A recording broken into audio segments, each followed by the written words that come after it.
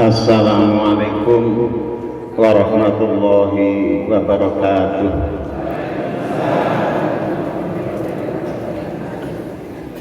Innal hamdalillah nahmaduhu wa nasta'inu wa nastaghfiruh wa na'udzu billahi min shururi anfusina wa sayyiati a'malina. May yahdihillahu fala mudilla lahu wa may yudlilhu fala hadiyalah. Asyhadu an la ilaha illallah wahdahu la syarikalah wa asyhadu anna Muhammadan abduhu wa rasuluh. Allahumma sholli ala Muhammad wa ala alihi wa ashabihi ajma'in wa man tabi'ahum bi ihsanin ila yaumiddin, amma ba'd. Ayyuhal hadiruna rahimakumullah, usikum wa nafsi bi taqwallah wa ta'atihi la'allakum tuflihun. Qala Allah ta'ala fil Qur'anil Karim, a'udzu billahi minasy syaithanir rajim, bismillahirrahmanirrahim. Ya ayyuhalladzina amanu taqullaha wal tanzur nafsun ma qaddamat lighad wattaqullaha innallaha khabirum bima ta'malun. Wala takunu kalladzina nasullaha fa'ansahum anfusahum ulaika humul fasikun. La yastawi ashabun nari wa ashabul jannah, ashabul jannati humul faizun. Shadaqallahul adzim. Bapak-bapak peserta kajian rutin Ahad pagi ingkang dipun mulyakaken dening Allah Subhanahu wa taala, ibu-ibu ugi jamaah pengajian Ahad pagi ingkang kula hormati lan mugi-mugi dipun mulyakaken dening Allah Subhanahu wa taala. Bapak Ibu pengurus Manti Asuhan Muhammadiyah Magetan ugi ingkang kula hormati, mudah-mudahan juga dimuliakan oleh Allah Subhanahu wa taala. Puji syukur senantiasa kita sanjung pujikan karibaan Allah atas Maha Rahman Maha Rahimnya Allah, kita bisa hadir melaksanakan kegiatan rutin kajian Ahad pagi. Rasa syukur kita panjatkan kehadirat Allah atas nikmat yang diberikan kepada kita rupa kesehatan, kesempatan, dan nikmat-nikmat yang lain yang kita tidak bisa menghitung satu persatu karena saking banyaknya nikmat. Sholawat dan salam kita haturkan kepada baginda Rasulullah Sallallahu Alaihi Wasallam sebagai uswah hasanah kita, suri tauladan kita, sebagai pendobrak tatanan yang baik dalam kehidupan manusia sampai sekarang kita rasakan. Bapak Ibu yang saya hormati, sebelumnya kami menyampaikan mohon maaf bahwa saya ini baru pertama kali ke panti asuhan. Kalau ke Magetannya lewat berkali-kali, ke Ponorogo mesti lewat Magetan, ke Sarangan lewat Magetan. Tidak ngerti kalau jalan Magetan itu banyak satu arah, jadi tadi saya agak bingung. GPS yang diberikan ke saya itu arah kota Ngawi ke Magetan, jadi kalau arah kiri mesti beloknya bunyinya belok ke kanan kan gitu. Maka dengan keterlambatan saya minta maaf yang sebesar-besarnya. Kami dari Ngawi berangkat tadi kurang lebih jam 5 kurang seperempat. Niku asli Wali Kukun Pak, bukan Ngawi. Jadi enten lereng Gunung Lawu. Tempatipun Tempurjo. Kata Tempurjo niku biasanya pun sampun terdengar. Karena Pondok Tempurjo itu paling tua di Ngawi. Dulu orang Ponorogo, orang sekitarnya dan lain sebagainya itu kalau mondok dan sekolah madrasah diniyah itu di Tempurjo, itu biasanya begitu. Ada PGA yang sekarang menjadi Madrasah Aliyah Muhammadiyah Tempurjo. Jadi tidak dari kota, saya itu dari desa Wali Kukun, sebelah utaranya Gunung Lawu. Jadi kalau di sini ini juga di lereng Lawu sebelah timur nih Pak, nih. Sebelah timur, saya sebelah utaranya lereng. Yang kedua, saya mengucapkan terima kasih pada panitia, saya bisa bersilaturahim dengan bapak-bapak khususnya pimpinan Muhammadiyah dan pimpinan Yayasan Panti Asuhan Muhammadiyah di Magetan. Karena pentingnya silaturahim, maka saya diundang ke Magetan tanpa ada basa-basi. Itu saya mengiyakan bisa hadir di Magetan karena mengingat pentingnya silaturahim.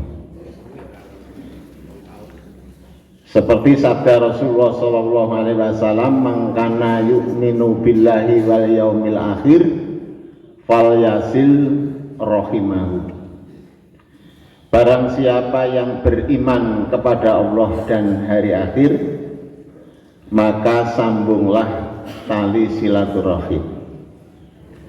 Maka saya awalnya tidak kenal dengan Pak Parlan, melalui WA saya ketemu Pak Parlan juga tadi saja. Jadi nanti kalau sewaktu-waktu saya ke Magetan bisa komunikasi melalui Pak Parlan, bertambah saudara. Pak Palal ini, Pak Palal wonten. Jadi Pak Parlan menyampaikan melalui WA saya, nanti kalau ke Magetan kesasar Pak bisa menghubungi Pak Palal. Tapi alhamdulillah dengan GPS tadi saya sudah diantarkan ke Panti Asuhan Muhammadiyah. Selain itu ada sebuah hadis,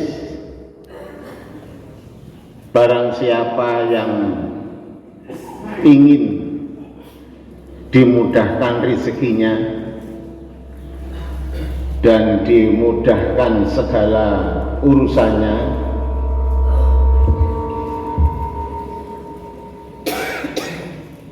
maka sambunglah tali silaturahim.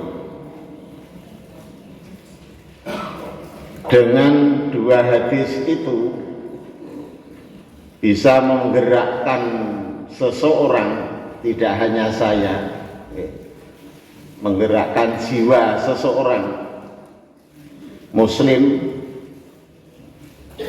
untuk kiat silaturahminya diperkuat. Barang siapa yang ingin dimudahkan rezekinya dan dipanjangkan umurnya, maka sambunglah tali silaturahim. Kita mesti, walaupun secara tersirat dalam diri kita masing-masing, orang itu menginginkan umurnya panjang, rezekinya mudah, rezekinya melimpah, walaupun secara tersirat. Mungkin terang-terangan juga ada orang yang berniatan seperti itu. Aku pengen duwe apa-apa, ken leku dakwah kuwi iso tekon ndi-ndi, iso infak, bangun masjid. Liane Pak Parlan niku enten himbauan membawa infak terbaik untuk pembangunan masjid Dolopo kula maos. Kalau orang yang rezekinya melimpah, itu mesti akan berupaya sebaik-baiknya untuk melaksanakan infak jariyah untuk pembangunan masjid ataupun yang lain. Tidak hanya masjid, nyantuni anak yatim, nyantuni janda-janda miskin yang duafa mustadafin. Dan janda kaya tidak perlu disantuni, ya. Janda yang duafa mustadafin misalnya. Janda kaya tidak disantuni, buatan pantas. Kalau orang yang mempunyai rezeki melimpah secara terang-terangan, dia akan melakukan itu. Kayak pimpinan-pimpinan Muhammadiyah di Antero Jawa Timur ini kan orang-orang mesti untuk mencari sesuatu di dalam rangka pengembangan perserikatan. Kula ngoten, mungkin di sini Pak Samsul, Pak Samsul Hadi, Pak Samsul Kebudan, ini ketua pimpinan daerah Muhammadiyah Magetan. Jauh Pak Samsul yang mriki. Pak Samsul ketua PDM Magetan. Kula nggih nembe panggih rikala pelantikan wonten ing pendopo kabupaten. Wekdal menika perkenalan saya dengan beliau ketua pimpinan daerah. Terus sambung wonten grup ngopi bareng pimpinan daerah se Jawa Timur, nggih, bagian barat tapi daerah Banyuwangi saatirnya dereng ngopi bareng niku panggih wonten grup menika. Secara tatap muka jagongan dereng, Pak. Mila umpami niki panggih kan silaturahmi saya ketemu itu akan dimudahkan, akan dilapangkan rezekinya. Maka ya silaturahim itu kita niati dengan tulus biar kita dilapangkan rezekinya. Akan dipanjangkan umurnya. Tadi secara tersirat saya katakan aku muga-muga dalam hati iso tambah umurku dawa, iso momong anak putu kanthi kantek. Nggih, tiyang sepuh kan kadang-kadang. Rikala riyaden kala wingi nggih, doanipun tiyang sepuh nggih ngoten niku. Ya le muga-muga keparingan umur panjang, rezekine sing melimpah, iso awet momong anak putu ngoten niku. Jadi ini sebuah doa. Maka silaturahim kita mudah-mudahan akan membawa dampak dan manfaat dalam kehidupan kita menuju kebaikan nanti di akhirat.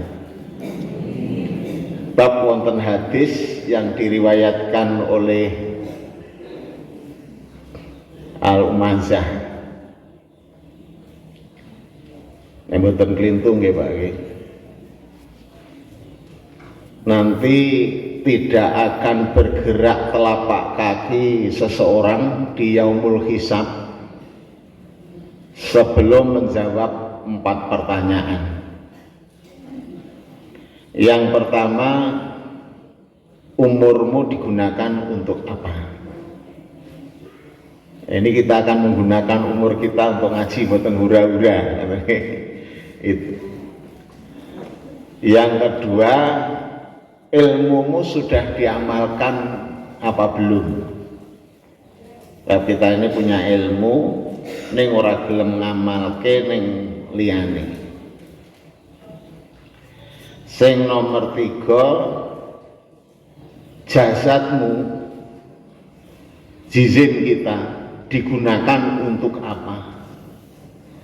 Sebab nanti kan di akhirat kita akan ditanya oleh Allah, ayauma naktimu, kondisi ya, ayauma naktimu ala afwahihim, dalam surat Yasin itu, wa tukallimuna aydihim wa tashhadu arjuluhum bima kanu yaksibun. Maka jizim kita ini digunakan untuk apa? Di akhir nanti kita ini akan dikunci mulut kita. Ayauma naktim ngala afwahihim, mulutnya dikunci. Yang sekarang ini pinter-pinter debat, pinter-pinter olah kata, olah kalimat dan lain sebagainya, besok tidak bisa apa-apa karena dikunci. Wa tukallimuna aydihim, yang akan bicara tangannya. Wa tashhadu arjuluhum, yang akan menjadi saksi kakinya. Bima kanu yaksibun, terhadap sesuatu yang dikerjakan. Jadi jasad kita, jisim kita ini untuk apa? Tangan untuk berbuat baik, mulut kita yang ngomongnya yang baik termasuk jasad kita, mata kita melihat sesuatu yang baik, telinga kita mendengarkan sesuatu yang baik juga, menolongnya, apa istilahnya, nyengkrih keri ini kan ngangge tangan, jadi berbuat baik dan lain sebagainya. Kan ada tangan ini untuk ngantemi wong, ngaploki wong, yang perbuatan yang jelek. Mata kita hanya digunakan untuk melihat sesuatu yang jelek-jelek saja, tidak pernah melihat sesuatu yang baik. Kuping juga begitu, telinga kita. Jadi yang akan bicara nanti tangan, yang menjadi persaksian adalah kaki. Maka ada pertanyaan nanti, jisimmu ngan jismi fima afnah, jasad kita ini digunakan untuk apa? Yang keempat, hartamu didapat dari mana? Digunakan, dimanfaatkan untuk apa? Harta kekayaannya didapat dari korupsi, digunakan untuk foya-foya, nggih bokeng biduan, nanti ini lah seorang pejabat, kementeriannya lah Pak, dan tulisan MTV, duitnya digunakan nggo bokeng biduan, penyanyi ini berapa ratus juta, mana tonton nih kak? Entuke wae wis sangka korupsi, kanggone nggo kaya ngono. Ini seneng-seneng dhewe nih. Nggih. Jadi ada pertanyaan itu, sugih. Mesti nanti hisabnya yang panjang itu, mestinya gitu. Nah, hisabnya yang panjang. Nah, orang Islam nanti dalam hisab itu kan ada 3 Pak. 1, manusia yang tanpa hisab masuk surga. Terus nabi, mujahid, orang yang jihad di jalan Allah itu masuk, atau orang yang mati syahid tanpa hisab. Yang kedua, orang yang dihisab masuk dengan dihisab, masuk surga dengan dihisab. Hitung dengan amal kebaikannya dia masuk surga, dengan amal kejelekannya dia masuk neraka. Yang ketiga, tanpa hisab masuk neraka. Jadi ada orang yang tanpa hisab masuk neraka, tanpa hisab masuk surga. Muga-muga jamaah pengawasan akad pagi Panti Asuhan Muhammadiyah ini seluruhnya masuk surga tanpa hisab. Komandannya nanti ketua Yayasan Panti Asuhan. Sebab wonten surat Az-Zumar kan kenapa? Fasiqal ladzina amanu wa taqarrabahum ila jannati zumar.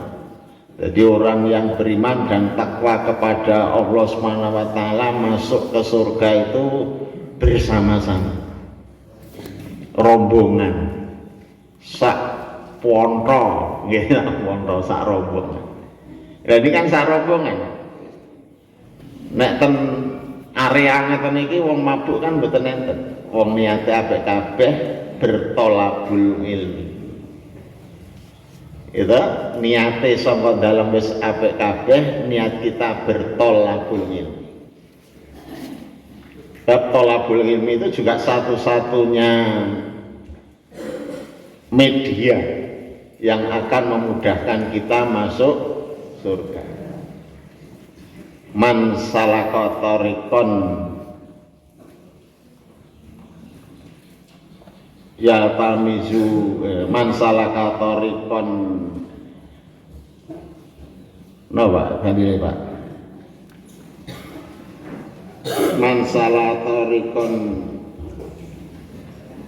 niki ya tamizu fihi ilman sahalallahu lahu tariqan ilal jannah. Terus kita niat kita dari rumah mencari ilmu, jalan menuju mencari ilmu, dan Allah akan memudahkan kita untuk masuk surga. Itu. Terus bersama-sama kita masuk surga. Ibu bapak yang dirahmati Allah Subhanahu wa taala, dari beberapa contoh yang saya sampaikan di atas ini merupakan salah satu persoalan yang menyebabkan kita ini menjadi orang Islam yang sempurna. Muslim yang kafah itu adalah menjadi dambaan pribadi-pribadi orang beriman dan orang muslim. Ya. Maka agar menjadi Islam yang kafah, Muslim yang sempurna itu, kita harus memahami dan menjalankan pilar keagamaan. Yang pertama adalah pilar akidah.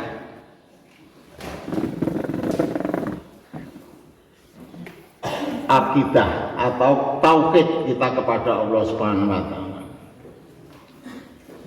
Jadi kalau kita ini sebagai orang yang beriman dan muslim, kekuatan nilai akidah itu menjadi sokok guru kita menjadi orang muslim yang kafah. Jadi kita tidak akan meyakini yang lain selain Allah. Wa'budullaha la tusriku bihi syai'an. Kita menyembah Allah dan tidak menyekutukan Allah terhadap sesuatu yang lain. Jadi kita tidak akan punya keyakinan bahwa kekuatan materi di dunia ini yang menyamai kekuatannya Allah. Kita tidak menyamakan Allah dengan ilah-ilah yang lain. Jadi kita harus lurus. Wa'budullaha la tusyriku bihi syai'an. Kita menyembah Allah dan jangan sampai kita menyekutukan Allah. Kalau di daerah saya sana kan perdukunan. Perdukunan itu kan tesih Pak, jadi keyakinan masyarakat pada umumnya. Jadi kalau kata dukun ya harus dituruti apapun risikonya kan gitu. Contoh itu kalau orang punya hajat, Pak, kalau di daerah saya, kalau di sini mungkin tidak ada.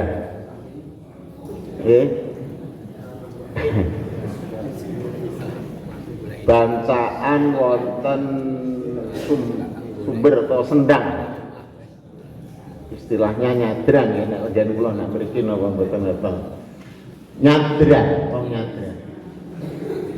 Niku masih banyak yang melakukan atas perintahnya sesepuh, nggih, atas perintahnya orang yang dianggap pinter. Jadi seperti itu, sajen wonten depan pintu walian nopo-nopo wonten niku tesih wonten. Jadi banyak, itu menjadi tugas kita untuk menghilangkan khurafat, tahayul dan bid'ah itu yang sekarang merebak, apalagi kondisi yang saat ini serba bebas malahan, urusanku, jadi tidak usah ganggu, itu seperti itu. Memahamkan itu yang susah. Maka Bapak Ibu yang dirahmati Allah Subhanahu wa taala, agar kita ini benar-benar menjadikan orang yang muslim, yang baik, yang kafah, maka kekuatan memperkuat akidah kita adalah sesuatu yang penting. Caranya ngaji, tadabbur alam, ningali ayat-ayat kauniyahipun Allah, tidak hanya melihat ayat kauliyahnya, tapi ayat-ayat kauniyahnya. Melebet wonten gua Maharani misalnya, gua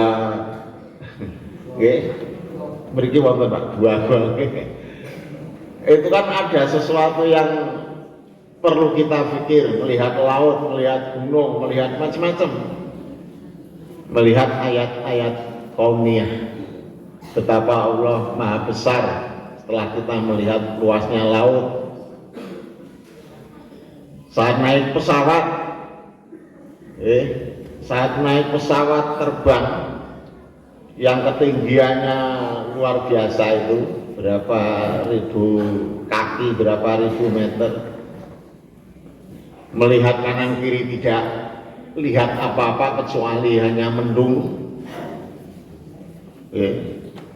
Terus kita kan berpikir, nek macet ning dhuwur wis arep njaluk tulung sapa gitu. Kecuali kita beristighfar dan mohon pertolongan kepada Allah Subhanahu wa taala. Mosok arep ngundang dukune kok nampani ning ngisor. Mboten mungkin. Nyeluk pake mboke supaya kita selamatkan juga enggak. Di atas sana kita beristighfar. Perjalanan kalau dari Surabaya ke Arab Saudi sana kira-kira ada 10 sampai 11 jam, kan di atas terus nih. Enten ngisor ini napa mobil nabrak portal nara ceklek sikile ya bores gitu. Ning jek isor apa-apa ning dhuwur nika. Sak pesawat ilang blas ngoten niku. Maka kalau kita tidak menguatkan keyakinan kita kepada Allah Subhanahu wa taala, nanti akan menyebabkan keislaman kita ini akan bernilai rendah, akan bernilai rendah. Oleh karena itu, untuk memperkuat akidah ini perlu bagi kita. Saniki caranya pun macam-macam Bapak Ibu. HP kita ini saja bisa kita gunakan jadi guru. Karena sing ada guru Gus Bahak apa Adi Hidayat setel nang YouTube gitu. Ngrungokne murotal sing swara Madinah apa swara Arab atau swara Indonesia di HP kita ada. Maka ini kan tinggal bagaimana kita menggunakan. Nah, YouTube sing didelok guru Niken Salindri ya semuanya ilmune Niken Salindri. Lha gitu. Ngaji Niken Salindri orang ngaji kok. Niken Salindri nyanyi kan. Memang YouTube. Tinggal kita bagaimana menggunakan ini bisa dijadikan guru bagi kita atau HP itu bisa digunakan untuk merusak mental kita, merusak akidah kita. Tinggal penggunanya ini. Maka banyak cara ya.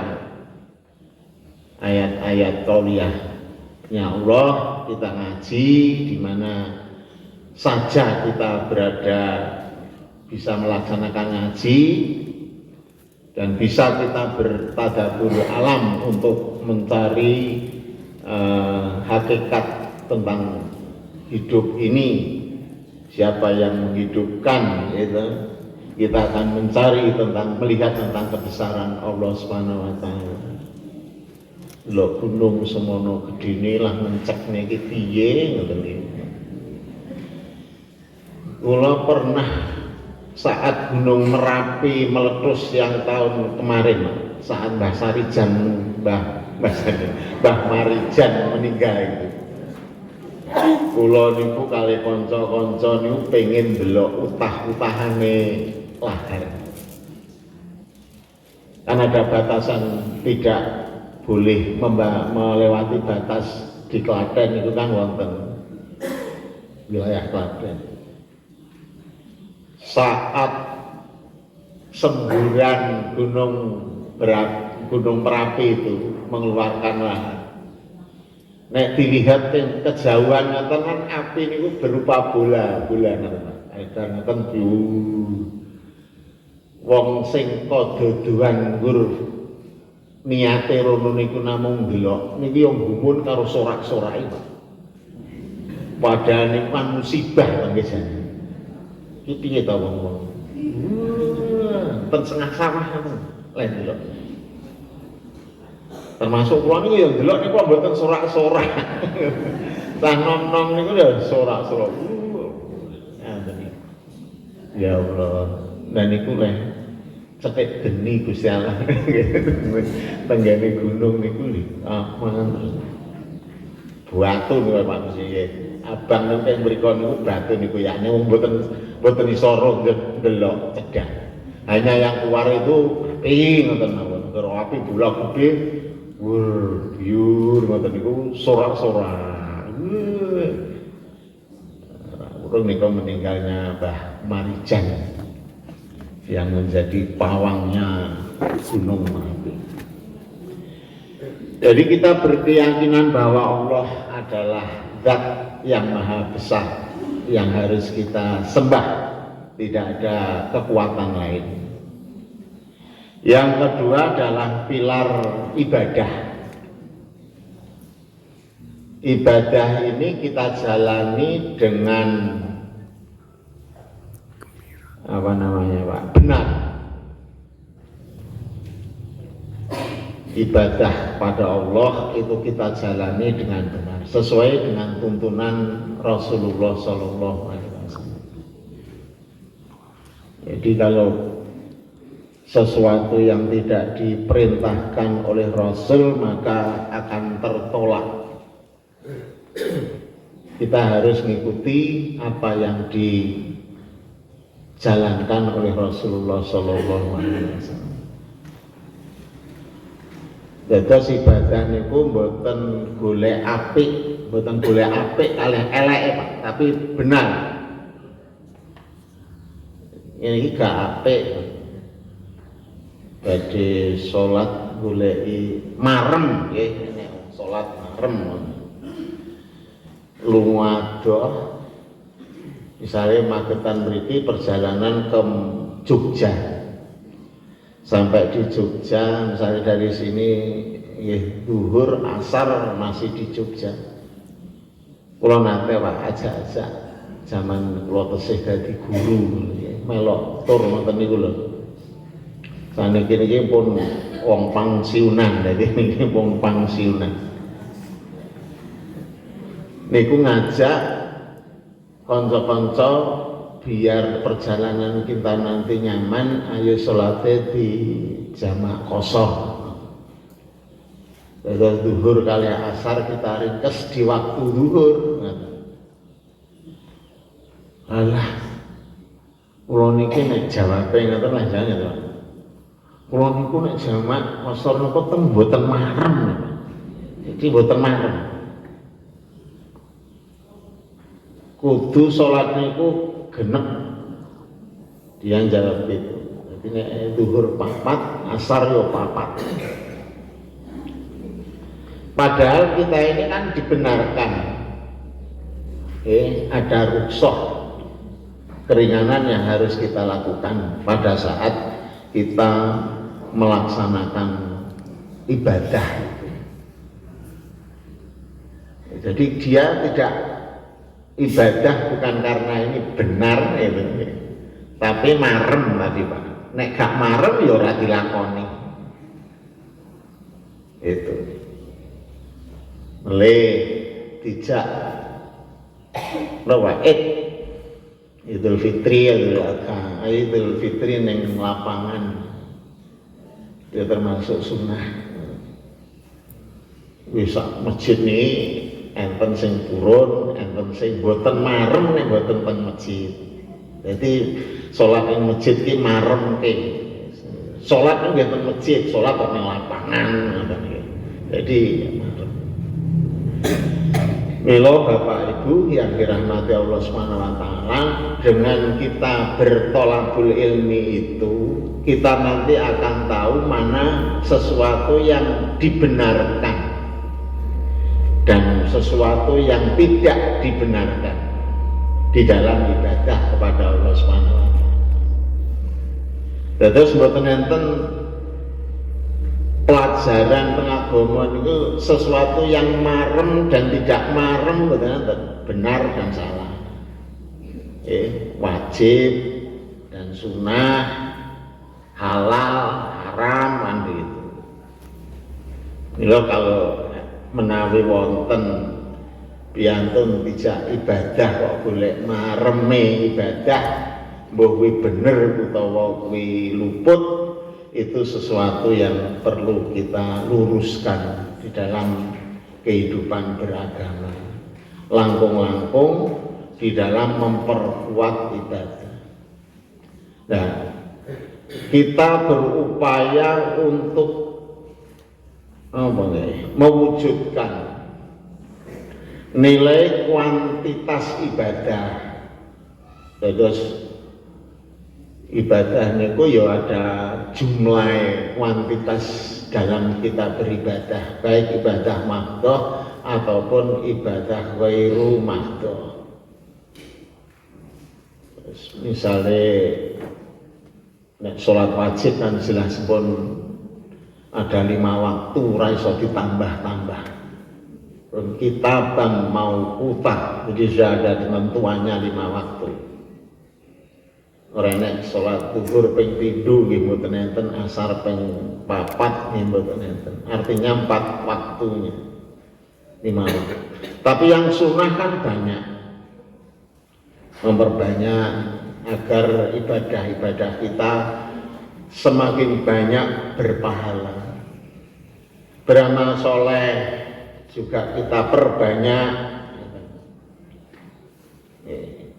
Misalnya mau silaturahim ini kok karo kiwa tengen, saiki dikembangkan silaturahim kita ke sanak saudara kita yang jauh atau sesama muslim yang jauh. Bapak Ibu, silaturahim ke Ngawi mboten napa-napa. Nggih, penggen kula mriko. Penggene gedung dakwah Muhammadiyah ningali kahanan dulure Ngawi kaya ngopo ngoten sesama muslim, ngendikane muslim satu dengan yang lain itu adalah bersaudara. Maka kita andaikan kedatangan Bapak Ibu di Ngawi, ya alhamdulillah, karena kita adalah saudara.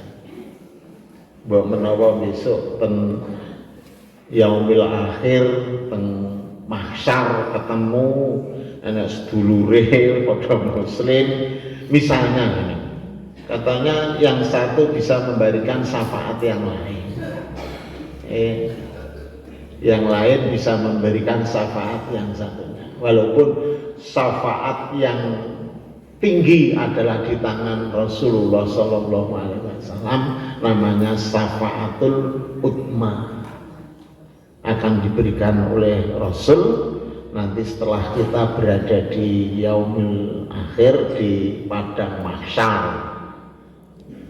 Hambanya ya Mas, umatnya Nabi Muhammad kan kelihatan wajahnya berseri-seri, tangannya, kakinya karena usapan air wudhu itu, maka yang akan mendapatkan syafaatul utma.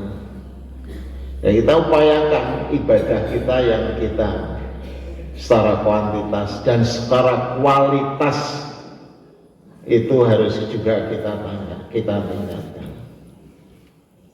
Bab keikhlasan orang beribadah itu kan yang bisa mengukur dirinya masing-masing.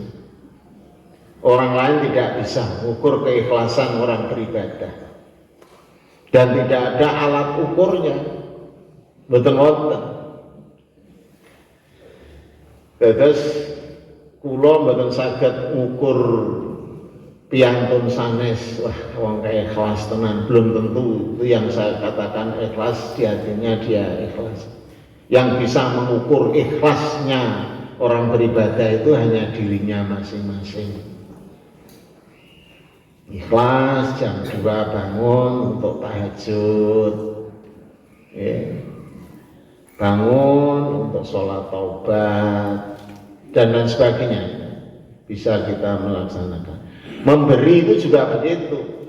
Orang melihatnya kan hanya lomo, wong kae nyah-nyoh, lomo. Tapi nyah-nyohnya orang itu kita tidak tahu seberapa keikhlasannya. Yang bisa mengukur ikhlas itu hanya diri kita masing-masing. Nah itu kualitas ibadah. Terus kalau kita mengatakan aku wong ikhlas itu ya harus hatinya betul-betul ikhlas dalam menjalankan ibadah. Pilar yang ketiga adalah akhlak. Akhlak ini sudah dicontohkan oleh Rasulullah SAW sebagai uswatun hasanah. Laqad kana lakum fi Rasulillahi uswatun hasanah. Jadi semua perilaku yang ada pada diri kita, sebisa mungkin kan menurut kemampuannya masing-masing. Itba menapa ingkang sampun dipun tindakaken dening Kanjeng Nabi Muhammad sallallahu alaihi wasallam. Bagaimana kita tata cara bergaul dengan sesama muslim gitu. Non muslim, karena dengan non muslim kita ini juga berada di tengah-tengah kehidupan kita.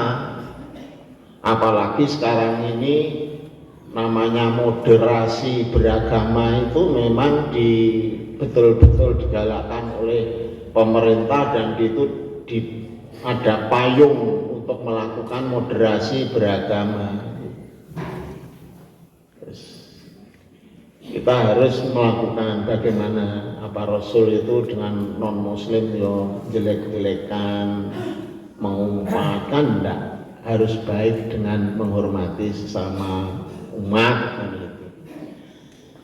Apalagi sesama orang Islam yang dimaksudkan sebagai saudara tadi, perilaku kita baik, perkataan kita yang baik, yang halus, tidak menyakiti perasaan yang lain. Maka karena kita menjalankan sholat adalah sebagai benteng untuk perbuatan faksa, ya, perbuatan yang jelek, maka sholat kita juga yang harus yang sebaik-baiknya kita terapkan di dalam kehidupan bermasyarakat yang sebaik-baiknya. Maka orang yang berakhlak baik itulah orang yang bisa mendapatkan kriteria muslim yang kafah. Ngomongannya baik kasar, senengane nglarani tanggane, senengane nglarani wong liya, kok dia menjadi orang muslim yang kafah itu terus nilainya dari mana kan gitu. Akan menjadi pertanyaan bagi orang lain. Maka akhlak kita ya harus sesuai dengan akhlak yang dituntunkan oleh Rasulullah SAW. Lajeng yang terakhir adalah pilar muamalah. Hubungan antara sesama muslim itu harus yang sebaik-baiknya. Terus kita harus bisa beramal soleh dan menjadi manusia yang bermanfaat bagi orang lain. Terus kehidupan kita ini menjadi bermanfaat bagi orang lain. Kalau kita selalu beramal soleh dan kehidupan kita ini bermanfaat bagi orang lain, maka orang lain akan menilai diri kita ini menjadi orang yang baik, khairu ummah. Menjadi khairu ummah, sebaik-baik ummah. Maka yang namanya khairu ummah itu ya menjadi sebuah tujuan di dalam kehidupan beragama kita, di dalam mengarungi kehidupan yang lain. Kalau orang Islam kok tidak menjadi khairu ummah, itu akan menjadi penilaian orang Islam yang tidak baik. Ana sing nilai Islam KTP, Islam abangan, Islam elu-elu dan lain sebagainya. Maka ada 4 pilar itu yang bisa menyebabkan orang muslim itu menjadi Islam yang kafah. Yang pertama adalah kuatan akidah kita, jangan sampai menduakan atau menganggap kekuatan-kekuatan lain selain Allah. Kita berkeyakinan yang lurus, sesuatu kita serahkan kepada Allah. Yang kedua ibadah kita yang sebaik-baiknya benar, yang sahih menurut apa yang digariskan oleh Rasulullah SAW. Yang ketiga lah pilar akhlak. Orang Islam harus mempunyai budi pekerti yang baik. Yang keempat adalah bermuamalah, hubungan sesama muslim adalah hubungan yang sebaik-baiknya karena kita adalah bersaudara. Mudah-mudahan Bapak Ibu yang dirahmati Allah SWT, silaturahmi saya tadi ditemani istri, tidak ada teman dari Ngawi. Biasanya ada sopir, adalah sopirnya sakit, ada teman. Ayo ning Magetan silaturahmi, aku anserane nyemproti, ada yang nyemprot. Jadi saya hanya bersama istri. Dan nanti jam 8 udah ada acara Bapak Ibu. Silaturahmi saya dengan panjenengan kula akhiri demikian. Kalau ada kata saya yang salah, kurang pas dan tidak enak didengarkan, maka saya mohon maaf yang sebesar-besarnya. Al insanu mahalul khotok wa nisyan. Saya tidak sempurna karena terbatasnya pengertian dan pemahaman saya. Billahi fi sabilil haq nasru minallahi wa fathun qarib wa basyiril mu'minin. Assalamualaikum warahmatullahi wabarakatuh.